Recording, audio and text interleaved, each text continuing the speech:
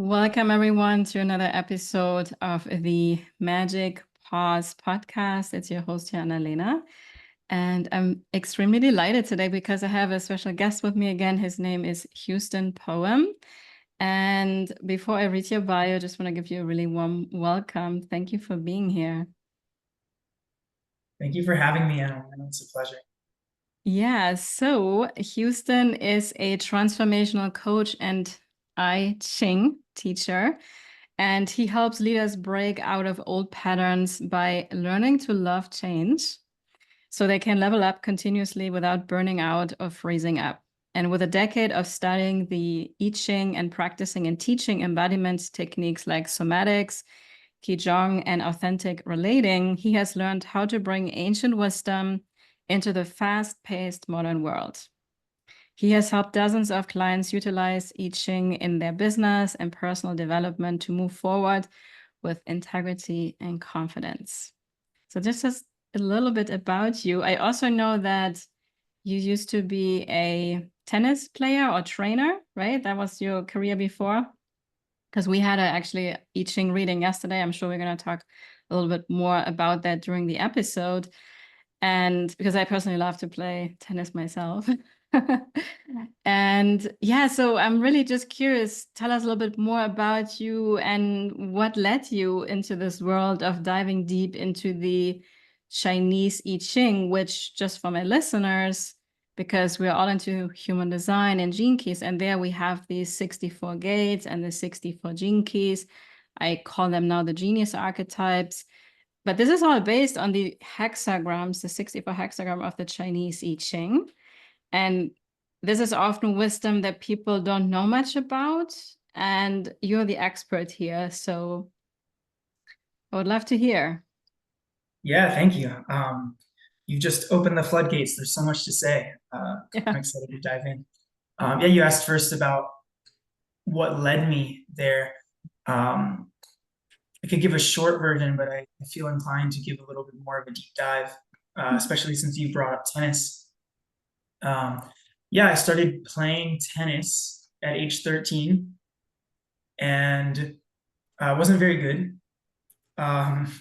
It took me until I was about 17, right before I went to college. I finally had like a little growth spurt in tennis. Mm-hmm. But I started playing tennis around the same time that I was diagnosed with Tourette's, OCD, anxiety disorder, ADHD, you name it. Basically, they're saying, I was put on antipsychotics. And that was kind of, looking back, that was a huge initiation for me in terms of instilling me with like my foundational trauma, right? And so I played tennis. I got a little bit of a college scholarship to play some Division II tennis. I got to college and I was really struggling because I didn't know how to socialize. I had decided to stop taking the medicine they gave me, and because it was making me tired and it just wasn't good for me. I knew that on some level. And I really, really struggled in college. It was then that I found meditation. My mom sent me a little 10-minute TED talk on meditation. She was like, seems like you need this. I was willing to try anything at the point, so I did. And it was profound. I immediately experienced like some relief in my mind, that I hadn't experienced up until that point. And that led me on a whole journey of exploring these things. And it wasn't much long after that that I found Taoist meditation. I think in our culture, when people come into meditation, they usually find Buddhist meditation first, or mindfulness, this sense of watching thoughts go around. But me and my friend found a book on her shelf that was a Taoist meditation book. And it taught the microcosmic orbit, where you're circulating energy up the spine, down the front of the body. And when I experienced that, the whole system lit up. Whoa, this is cool. I immediately became a student of the Tao. And so not long after that, I found the I Ching. Yeah. And the I Ching just fascinated me because I was like, oh, I like to look deep at things. I like to look further and further into them and see what are the underlying threads that connect things. And it looks like the I Ching is an underlying thread that connects everything, insofar as it expounds upon the 64 binary code patterns that everything is made of, right? So at first I thought that I would just begin to study it. I got some books. I read as many books as I can. I began to practice doing readings, and is very casual on the side. And then I got to it was hard. It was hard because as we spoke about, there's 64 different things to memorize, and each one is so complex, right? I tried memorizing them. I tried reading 1 page a day, like 1 hexagram a day. It just didn't work for me that way. And the whole time I was confused as to like what each line meant. You know, there was lots of different perspectives on how what each line means that I was reading from different books, but there wasn't this sense of how to intuitively connect with each line. And then it finally all clicked probably 7 years into studying it, thanks to listening to Genevieve Sophia Dow explain the real meaning of yin and yang from a non-dual perspective. Once I realized that I was looking at yin and yang as separate from each other, rather than as portals into each other, which we can talk more about, things really opened for me, and that helped me realize so much about the power of the Tao, and also how it relates to electromagnetism and polarity. And it is the lightning path, which then helped me connect to my nervous system stuff and Tourette's and all of that. So it's very much just become this like, this is a central piece of my path now. Yeah, I love this so much, because what you were just saying about the polarity, right? We have the feminine and the masculine. So the Chinese I Ching, the hexagram, consists of 6 lines, right? And we have a lower trigram and we have a upper trigram. The lower trigram is more about the self, and the upper trigram is more about your connection with the external world, right? And we actually learned this in human design. And every of these 6 lines can either be a straight line, which you have explained this yesterday also to me, is the yang, is the masculine energy, and an interrupted line is the yin, which is the feminine. And what you just said, right, that it's not this or that, like complete opposites. It's more what you said, it's a portal into each other. I love this, because also when I looked at the yin yang sign, right, we have this everywhere. There's actually, so there's the white part and then there's the black part, but within that, in the white part, there's a black dot, and in the black part, there's a white dot. I think that's actually telling us, hey, the yang is your portal to actually access, and vice versa. So they're really interconnected, right? And you're like, yes. Yes, yes. Yeah. And I want to make this point because, or you're making the point basically, just to reiterate, because in human design, what has bugged me for all these years is that I see this black or white thinking everywhere. And it was great to see, because we have in human design these types, generator, manifesting generator, projector, reflector, manifester. And also we have centers that can be white, undefined, or colored and undefined. And people tend to think, I have it or I don't have it. Or I can only do this because I'm this type, and I cannot do this because I'm not this. And I have always like wondered, like, why? Or I couldn't almost comprehend it, because for me, for some reason, probably that's a gift I have, I always saw the interconnectedness. I was like, yeah, you can be a generator, but you're going to also really resonate with the projector. And you're also going to have some parts of the manifestor and the reflector and the manifesting generator. It's not this cut and dry, because I realized this through studying very, very deeply the 64 gates, which is, in essence, the 64 hexagram of the I Ching, right? Because these energies were like representing each an archetype that I also had learned from the human design types, one example is we learned that the manifesting generator is very multi-passionate, which for me was a huge relief. I'm a manager in my tropical chart. But then I learned, like, everybody relates to being multi-passionate, you know? It's like, okay, it's not like this cut and dry that only these people are multi-passionate and these are not. And then I started to think, well, we cannot just put 33% of the population into the same box. And you guys are all like this. It was just ridiculous to me, you know? And also with the centers defined and undefined, because I could always see both parts, the defined and the undefined. I could see all the types, and we are a unique blend of it. And some elements that are in a particular chart that you resonate with, they have a message for you.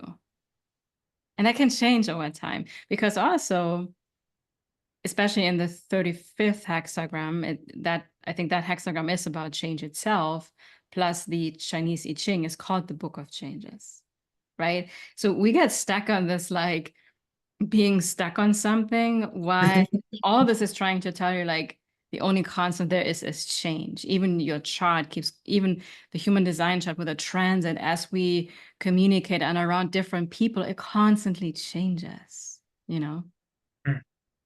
Preach it, sister. Yeah. Yes. Yeah. Yeah. And I love that you said that. You actually caught the thread that I was catching too, which is that it's called the Book of Changes for a reason. Yin and Yang are constantly somewhere along the process of changing into each other. Mm-hmm. Yeah. Right? Actually, let's talk about, like, real life. We are waking up in the morning after we rest, we sleep, we're in a very yin energy. And at some point, is this time to get up? Most preferably when your body is ready, not when the alarm clock is ringing, right? And then because we are so rested, we have immersed ourselves, surrendered into the yin energy, we then tap into the masculine of doing and taking action. And I have even found that I am so much more productive, efficient, powerful in my masculine, the more pauses I take, the more I am present, which is all the feminine energy. You know, and if I'm just isolating myself into the masculine, what do we have? Burnouts. You know, we're totally disconnected from our intuition and guidance and all this stuff. And then also on the flip side, if we're too much in the feminine, we get super lethargic. We're not moving our body, right? We're just like sitting on the couch and meditating and waiting for something to take action by itself, but it doesn't happen. So I think also this is kind of a dilemma of life sometimes, where we're stuck actually in the black or white, while everything in between is the colors of the rainbow, where everything is a blend of the masculine and feminine. And also in the I Ching, and then I'm going to let you speak. It's coming through right now. Only Yeah. the first and the second hexagram are either purely yin or yang, right? This first is purely yang, the second is purely yin, and everything else is a blend of yin and yang. I mean, that's already telling us a lot, right? Yeah. Yeah, I love that. I'd love to kind of paint a picture here. Mm-hmm. My sort of cosmology that is mostly informed by the I Ching and other resources as well, is that the universe is made of infinite centers. And these centers are all rotating and revolving around each other and themselves. And there's space between them, right? So we have these centers, we have the space between these centers, and then we have the fact that these centers seem to communicate with each other, right? They're not just isolated, they seem to communicate with each other. So the way that they communicate is by pulsing, right? Because always there's going to be some space between them. So there has to be information through that space, and that's created through this pulsation, right? And there's two kinds of pulses. There's an out pulse and an in pulse, a yang and a yin. right? And so this is the way that information travels. If, center A and center B both pulse a yang pulse at the same time, that yang energy meets in the middle, and there's a certain kind of dynamic that's created there. But if the center A has a yang pulse and center B has a yin pulse at the same time, then center B is allowed to receive the information. Right. Center A. The really interesting thing that I think I Ching helps me orient towards is that what allows these centers to exist is that they have a membrane. They have a boundary that separates them from the empty space around them, right? And this membrane is very powerful because it has the ability to open and close. It has the ability to allow energy to come in and out, and it also has the ability to block energy, right? So while we could have this open state all the time, which just allows all energy to flow through and all of the changes to flow through us, we also have the ability to stop all energy and be in one stagnant state internally for our whole lives, if we so desire. Right?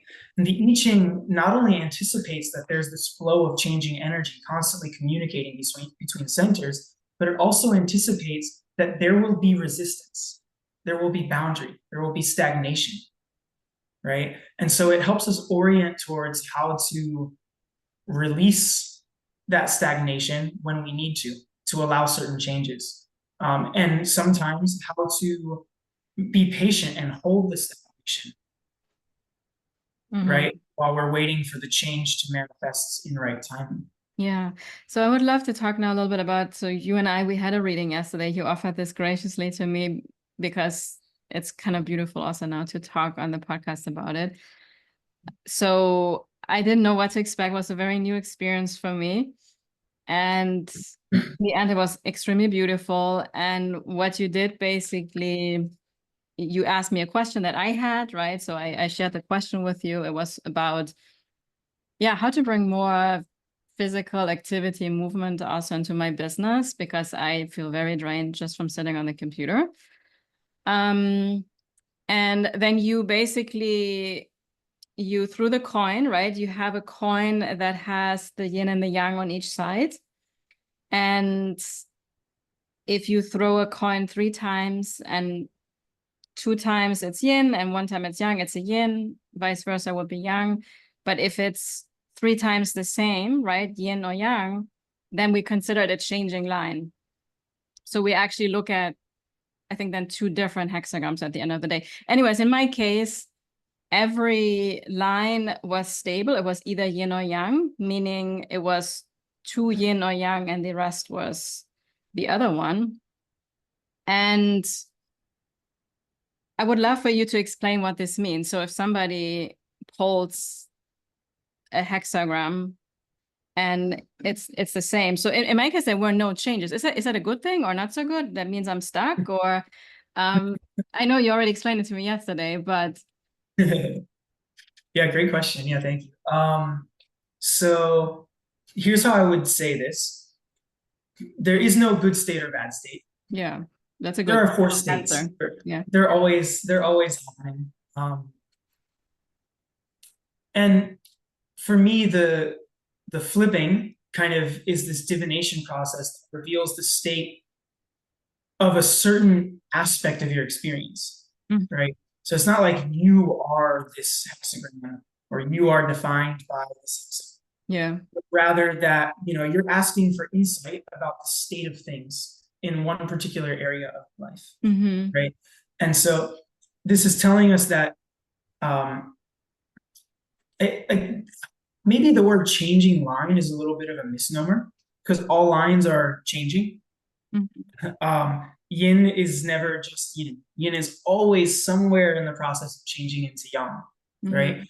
But what we have is we call them yang lines, right? So when yang has just freshly changed into yin, we call that yang yin.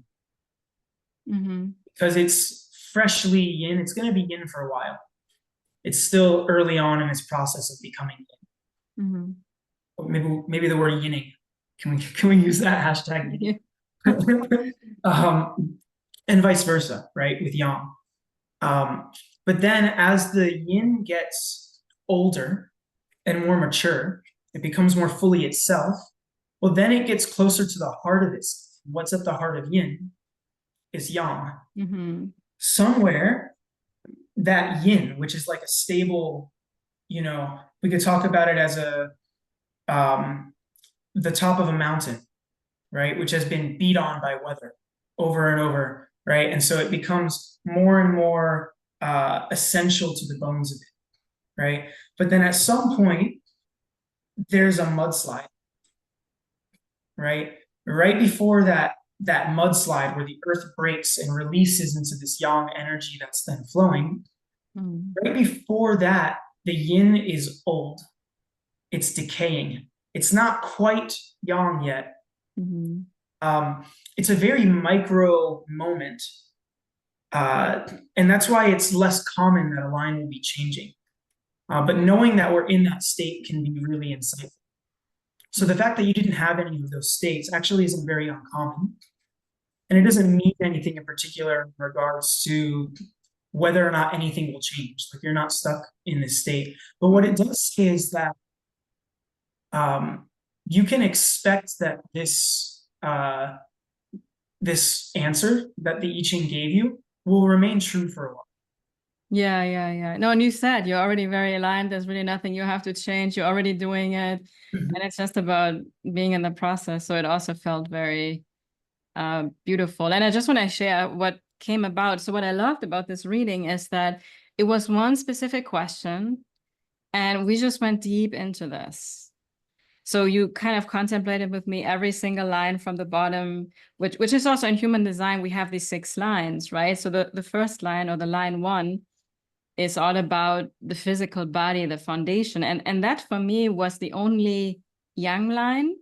And as we talked, it was really the message for me to just be physically active. And I think I had shared with you even before you you threw the coins, that I feel most alive when I'm physically engaging in life. If this is painting walls, if this is going for a walk, if this is like mopping the floors, like I just need to like move my body. There are also other times where I need to rest and take a nap. And sometimes I have a day I don't want to do anything. But for the most part, I feel like it's almost invigorating for me to just be. And I find the less I actually work on the computer and in my business, and the more I allow myself to let my body lead me, the more I actually get done, which is kind of counterintuitive to the mind, right? It's kind of like, well, but I should sit here for 8 hours and get this all done. And it's just like, when I can't, I can't.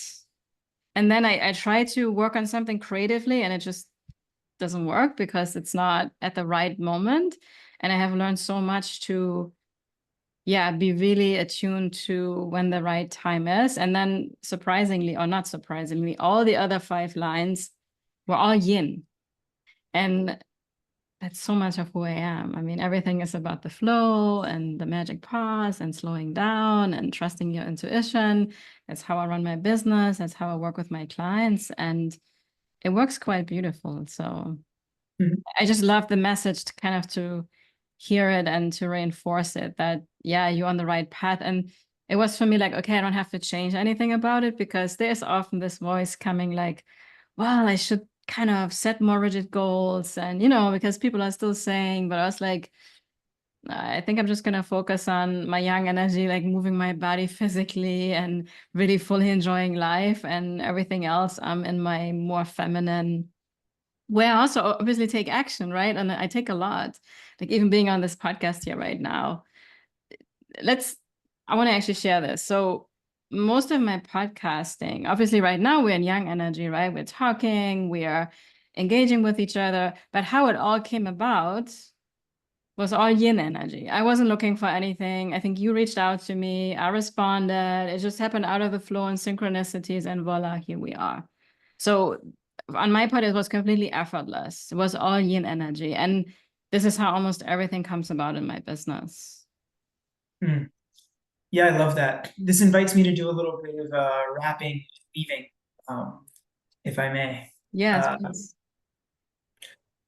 I'll be the first to recognize about myself that my weakness is tangible action item related things. So when we talk about the I Ching and you're talking about sweeping and going for a walk and all of that, it's for me it's a little hard to access that level of like tangible talking about things. But my zone of genius, to use your language, is very much in the micro, the quantum, in relation to these things. And I'd love to take it to that level because this is the underlying theme that comes through in every I Ching reading that I do, which is that there is only two possibilities with every single line that we get. Let's say I'm reading my first line, and like for you, it was a yang line. So let's say I have a yang line in the first line. The first line is your internal relationship with the earth, yeah. everything that's below you. So if this line is in yang, there are two possibilities. Either we are allowing that yang energy, or we're resisting that yang energy. Those are the two possibilities, right? If the state is allowed, then it will naturally express itself and exhaust itself until it has shifted into old yang and then yin, right? But if it's resisted, then not only is it not going to express itself, but it's going to stay in yang. And that yang is going to build up, build up, build up. And there's this pressure, right? But this is not necessarily a bad thing because this is also how we can hear it speaking to us. Yeah, right? And sometimes we need pressure to finally take the action or finally yeah. Right, exactly. And so what I was looking for with that line when we were speaking about it was, is there anything in you that's telling yourself that you should not be in yang? Is there anything that's resisting that yang energy, right?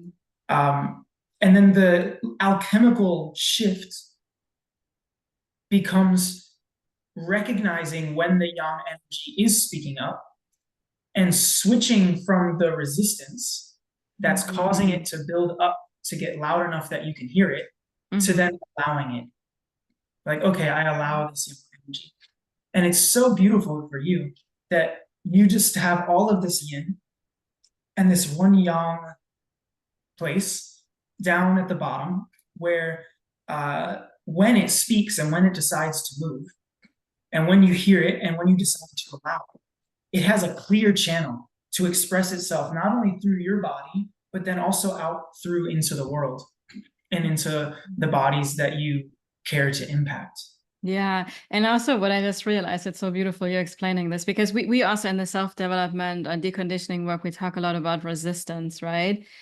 And it makes so much sense, right? So if I would be resisting so let's say I would force myself to sit on the computer, even though my body wants to just go out in nature and have fun.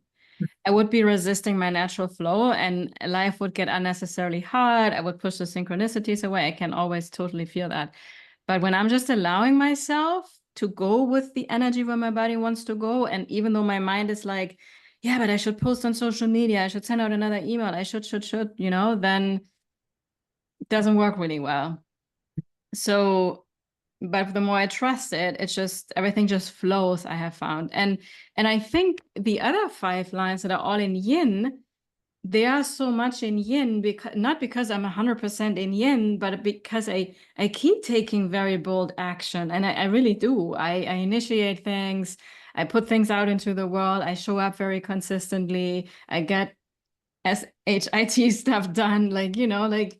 I'm on it, but I'm so much, it's in this field of this yin essence. And I know for myself, if I push too much and I'm too much in the yang and not honoring the yin, then I feel exhausted, burned out, I feel frustrated, I feel drained, and blah. Yeah. So yeah, it really makes so much sense really for me, that hexagram. Yeah, I'd love to speak to this too, because for me, this is the real power of the I Ching. It's like, the way that I see it, every state that we're in if I ask the I Ching, hey, what's going on in this situation? It tells me this is the state you're in. That state is well earned. It's earnest. We have lived our whole lives navigating through the middle way to dance with the changes through Mm-hmm. state to state to state to state to get to this place, right? And in order to get to the next one, right, we have to fully be in the one that we're in, right? This is the nature of the I Ching and the Book of Changes tells us. Mm. Yeah, but there's a piece here around. I'm losing the thread, but it's right there. Mm-hmm. Remind me again what you were saying about what you were just saying. No, I was gonna say we can take a magic pause. Okay, this is perfect because that's what I was leading to. Thank you, thank you, thank you. Ah, I love that. That's so beautiful. Okay, so we what happens is even though we're going through these changes, Mm-hmm. we end up in cycles where one state is always a reaction to the next state, is a reaction to the previous state, is a reaction to the previous state. And Mm-hmm. we end up in these cycles where we go through the same states over and over again. Yeah. It's a good time to pause and ask the I Ching, right? How do I break out of this cycle? Mm-hmm. Um, I think that that's the power of the pause. And actually, I believe that pausing is essential to what the I Ching is about and also what transformation is about, as you have so wisely identified and then made a whole podcast about, Mm-hmm. which is that what we do is we kind of create this pocket, this membrane, this alchemical bubble around ourselves, where we close off to the all of the incoming information, and we make a decision. Mm-hmm. We slow down, we see our possibilities, and we decide a direction in which to put our energy. Mm-hmm. Without that pause, without that block, we're just reacting. Yeah, we're kind of scattered all over the place, right? Actually, I think in the intro of this podcast, I have this, I think I said, let's take a magic pause so you can shift into your aligned direction, because that's kind of the thing. Like we're often pushing and pushing, but in the wrong direction. And then it's like, oh, if I would have taken a pause, if I would have slowed down and allowed myself to get clarity on where I want to go, whoa, I would be much further ahead right now. Yeah. Another thing that came up for me when you were talking, because this is something I have noticed from my own experience as a also highly sensitive, very empathic person, which I'm sure you can relate to as well. Because everybody I talk to kind of like we just feel a lot, we take on a lot, and it's very important to protect our energy. So in the self-development space, especially like on social media, you see, so when I first started over like 8-9 years ago, I think I started to get into self-development stuff. It was a very masculine energy, right? Go show up consistently and push, push, push, like the whole, but very, very just that. And then eventually, because it just did not work for me in any way or form, I was super attuned to anything super spiritual, super feminine, go with the flow and everything. And then I also fell a little bit into that extreme. And I think I had to experience it. I had to Mhm. experience how just the masculine doesn't work for me, how just the feminine doesn't work for me. And then eventually, through not listening to too much stuff, because when people have very strong opinions about something, I'm still very susceptible to that. And like, how about they're saying like, you gotta do this and it has to be this way. And they are saying the exact opposite. And I'm like, oh my God, I don't know now. Like, is it this or that? And that's like, okay, now it's not either one. It's what is true for me. So I had to find my unique, I'm going to call it my dance, because balance is also, it's not really balanced, right? Because we're actually constantly out of balance. We are Balancing. here. Yeah. I mean, we are balancing so we're not falling. But it's like we're not fully like 50-50. Yeah, yeah. It's more like, where do I want to shift into in this very moment? And that's when the magic started to happen for me, when I could allow myself yeah, to do it my way. And for me, human design was in a way the permission slip, because the big message in human design is really that we're all different. We're all very unique, called the signs of differentiation. And the mind is not here to make decisions. It really happens in the body. It's really like let the Mm. body guide you and lead you. I think that's also something you mentioned in the reading with me yesterday. So I think we find the same wisdom everywhere. Yeah, yeah, you're picking up the exact thread that I was beginning to spin too, which is that what I understand about human design is that it's meant to be an experiment Exactly. we run with ourselves. It's not meant Yes. to be Yes. a law that we set upon Mhm. ourselves, Yeah. right? And is that not what at least the first half of any personal transformation healing journey is the breaking of spells.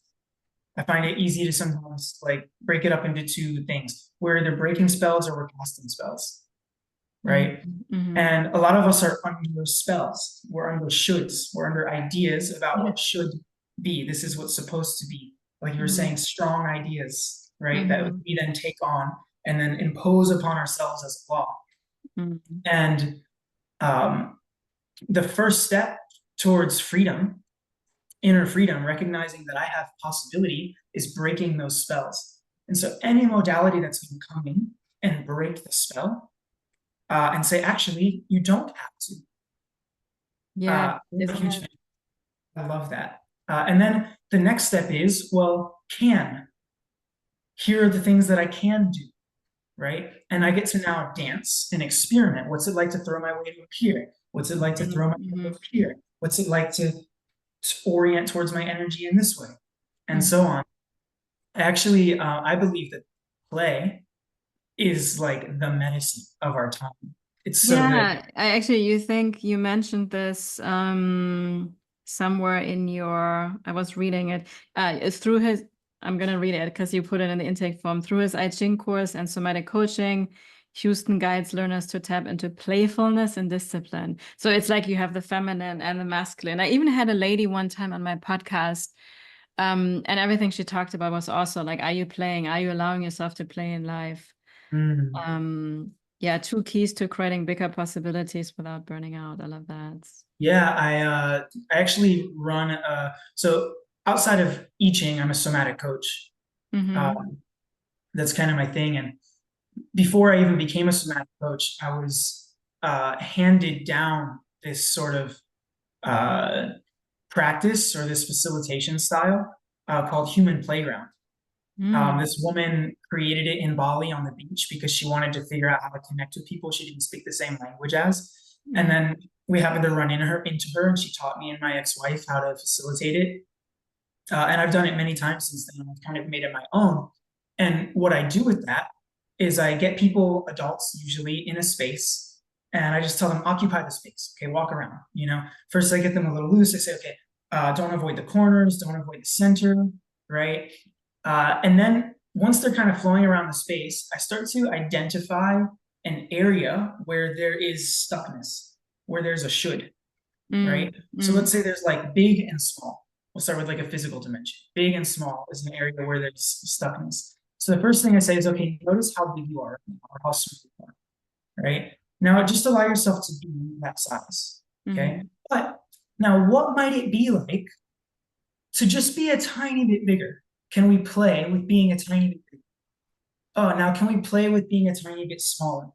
And once we realize that we have the choice to play, we've created that pause, we've created this sanctuary in which to explore, right? Then people start to get really creative and they start to enjoy being big and small and they find their unique dance, their Yeah. unique. Yeah, I love that. I love that. I want to also go a little bit deeper into what you shared about human design being experiment, because I think that is the thing that has been most forgotten by people. Mhm. So for example, again, like with the five types, there's some very cookie cutter information out there, which is super helpful if we can see beyond the type itself and understand that you get to play with all of this. And the way that I really realized this like a lightning bolt moment is when human design, so basically human design is, the traditional human design is based on tropical astrology. And I never knew too much about astrology. I wasn't too much into it, but I was just like, hey, this is what it is, because I was so fascinated by human design. But last year, or a little bit over a year ago, all of a sudden I learned about something called true sidereal astrology, which is what is really up in the sky. So when you hear like a tropical moon is in a sign, it's really not in that sign. It's usually in another sign, you know, like at the end of this month, for example, it's going to be in Capricorn, but tropical is going to tell you something else, you know?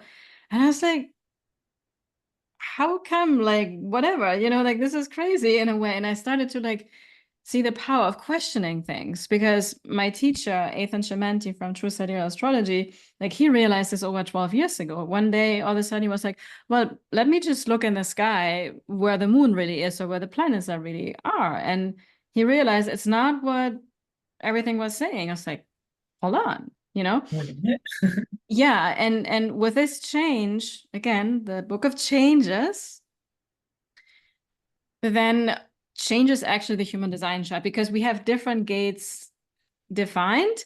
And then instead of a generator, and I haven't looked at your chart, for example, I can if you would like to, but you could be a projector, you could be a manifestor, you could be a totally different type. You could also be still a generator, but most likely your chart looks different. You're going to have different centers defined, probably going to have a very different profile. I think you're 1-3 in tropical, right? You said a generator. So then I started to realize that, so people, for example, people that were previously a projector, they had this story, oh, I don't have energy, I can't, da da da da da. That's kind of a very shadow side of the projector, thinking that you don't have energy, right?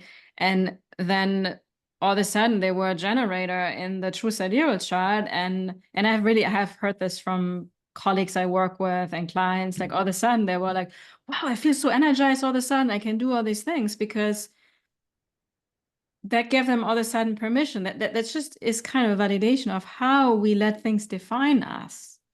And to me, so this is the external in approach, which is for me not how we want to use any kind of tool. How I love to use it is, okay, I'm so grounded in myself, and I'm just using these tools like the I Ching, human design, gene keys, Enneagram. There's so much out there, right? Hundreds of different tools to validate something about myself that I already know, but I'm not stepping into the change. Like, for example, if something is really like telling, like, for example, for me, it was this message like being multi-passionate. I was resisting that part of me before, because I thought, based on what I heard, like I have to niche down, I have to be super specific. But at this moment in life, or in my business where I was, I had to freaking play and experiment like crazy.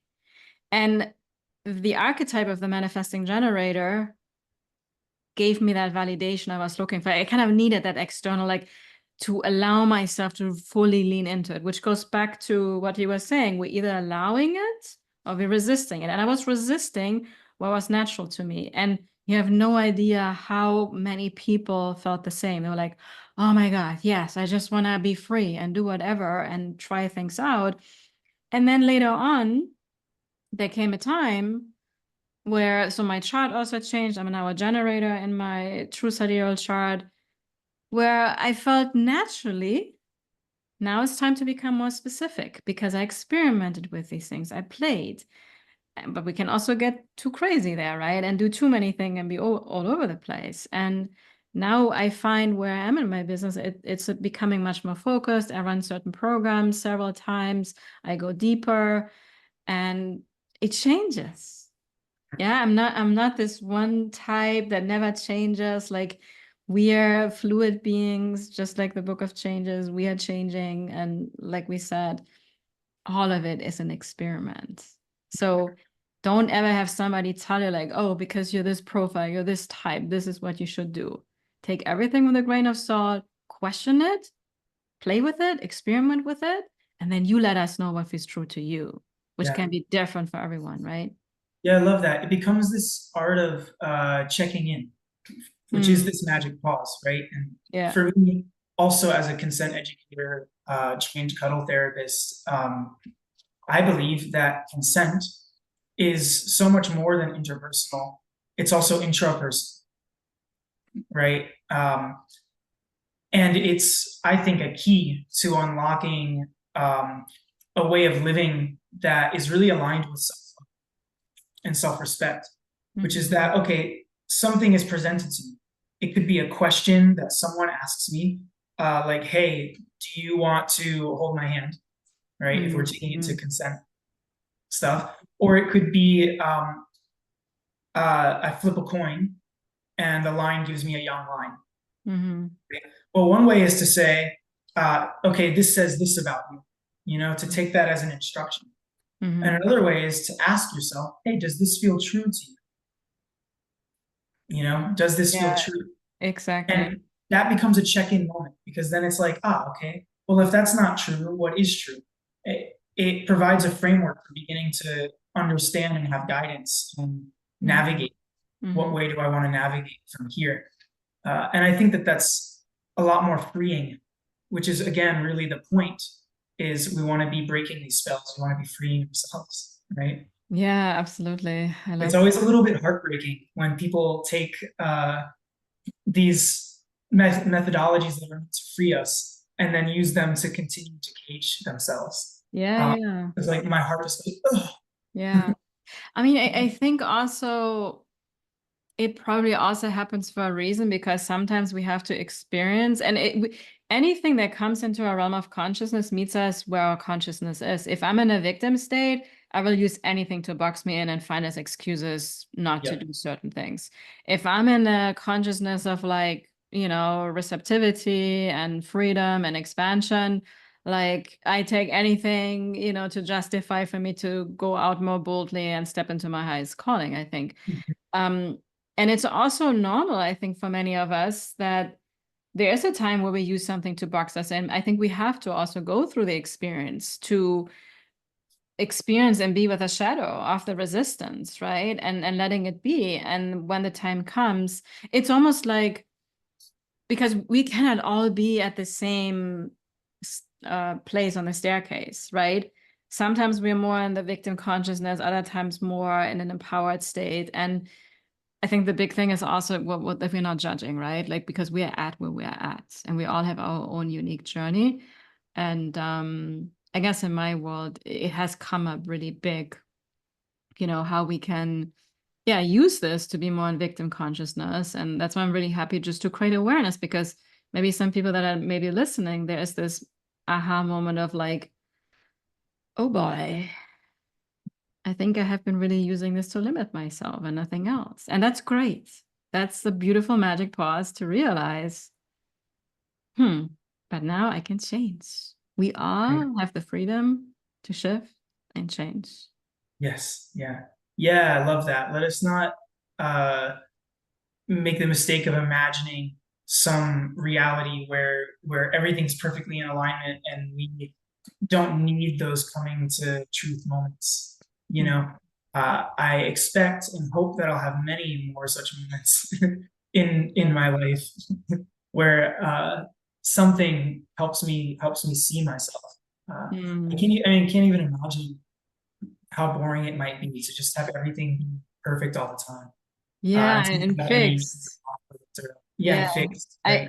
I remember still, it was many years ago, I think even before human design came into my life, I was walking outside and I did like an Instagram live out in nature, and I was just talking about, I just love variety. Like, if I don't have variety in my life, like, I'm gonna be miserable. Like, this is such actually a core value of mine. Like, I like variety, and you can still be very consistent and loyal and everything. But even in my business, I like to change things up. I love to play with my colors, and then again, I also, like I said, I become more consistent and I go more deep into things. But there is a part of me that needs to keep nurturing the variety and experience the beauty of change. And it's almost what keeps us alive, or brings the spark within us. Yeah. I love that. And I noticed, like you're saying, these messages of freeing oneself, allowing more variety, allowing more change, speak to people who need to hear them. Mm. at those times. Mm. I know that there's a lot of, in particular, neurodivergent people who are really resonating with my message, I Ching, Yeah. uh, because they are oriented more naturally towards not being on one track, Mm-hmm. towards exploring. And some of us are actually quite incapable of fitting into the box, right? For myself, Which is a good thing, actually. right? Yeah, I would agree. For myself, I was one of those who was capable of fitting into the box, much to my own detriment, Mm. right? And it took until way later in my life to decide, wow, I've been fitting into something that isn't me, going to break out of Mm-hmm. it, going to, Yeah, yeah. spread my wings, so to speak. Mm. Yeah, so I love that, that this message is out there for the taking, and people who need it can hear it. Mm. Yeah, I love it. So I think we could probably talk for hours. Yeah. I was just checking the time. I was like, whoa, okay, we need to wrap it up. Thank you so much for sharing everything. And I would also love to hear from you because I know you have a I Ching course as well. So especially for people that are into human design, I would love for you to share a little bit about it and also how can people reach out to you and possibly work with you. Yeah, thank you. I just launched my I Ching course. It's designed to help people connect with the I Ching more intuitively because most people I speak to and myself have had this experience of wanting to learn the I Ching and then reading one book and being like, oh my God, this is going to take 20 years for Mhm. me to have any kind of relationship with. Mhm. So this helps you basically develop an intuitive understanding with each line and with each of the four states and how to read the hexagrams without memorizing hexagrams. Mhm. Also, it becomes a practice in learning to optimize each of those states as well. So it can be very powerful. And yeah, I am so that's going to be a live course. It's starting February 16th Mhm. for people who can't get to every session. The recordings will be available. So it's Mhm. encouraged to sign up even if you can't make the sessions. Right now, it's running on a much lower price for this first live session, and it's going to become a at your own pace course. Mhm. So people can find that on my website, which is houstonpoem.com. Also, all of my information is accessible through my Instagram, which is just at Houston Poem. And in case that's hard to hear, it's HOUSTONPOEM poem. Uh, So yeah, beautiful. and I also put together a little coupon code for your podcast listeners. I'm going to give them 50% off. Oh wow, And for the the course? course, yeah. Oh, that's awesome. I was gonna because we didn't talk about it before. I was like, I'm wondering if you want to offer. My people love coupons and discounts. Why not? Yeah. So all So, they need to do is use the code pause. pause. That's a clever name. Okay, And, awesome. That's wonderful. Thank you so much. yeah, and then I can be reached for I Ching readings, somatic coaching, and all of these sorts of things through my website or also through my Instagram. So yeah, I Yeah. look forward to hearing from people, and even if people want to reach out to me and just tell me anything that came through listening to this episode, I'm always here to chat and learn. Yeah, it's wonderful. And I can definitely say I can highly recommend the readings with you because I experienced it myself yesterday and I found it very powerful. And especially I love the simplicity of it, of just going into, which in human design would have been one gate, gate 24. That was the hexagram we looked at, right? But it was incredible of how much wisdom you extracted or we extracted from it together by just going into this one, and I think that's a gate I don't even have defined in my chart, Mm. also to kind of make the point. It's like we have all of the charts, you know.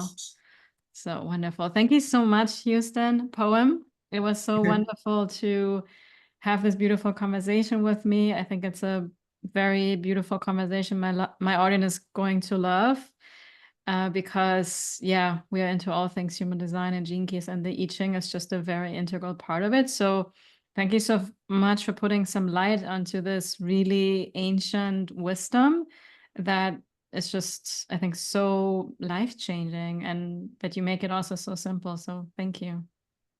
Wow. I am so grateful. Thank you so much, Annalena. It's been effortless and a pleasure. And yeah, I look forward to more and continuing to listen to your podcast too. I really love what you're putting out there. So thank you.